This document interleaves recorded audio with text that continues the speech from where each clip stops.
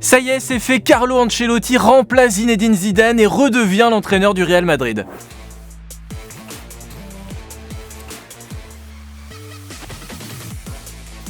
Après Unai Emery et Thomas Tuchel, les mecs ont compris que pour gagner une Coupe d'Europe, il fallait recruter un ancien entraîneur du PSG. C'est pas con, hein?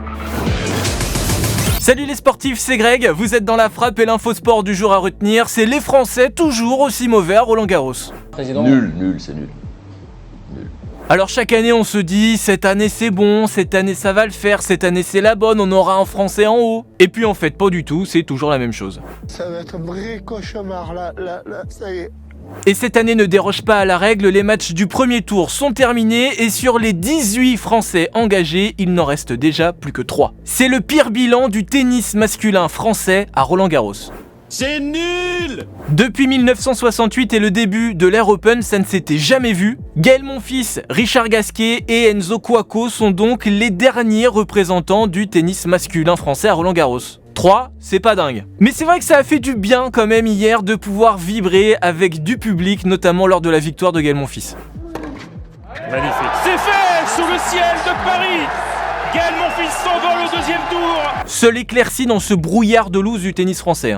Il rencontrera le Suédois Ymer au deuxième tour. Enzo Couacaud, 26 ans, lui rencontrera l'Espagnol Carreño Busta. Et puis c'est passé donc aussi pour Richard Gasquet qui a éliminé la sensation du tournoi de l'année dernière, un autre Français, Hugo Gaston. Bon, par contre, au deuxième tour, il va rencontrer Rafael Nadal. Toujours pas de chat, jamais de chat.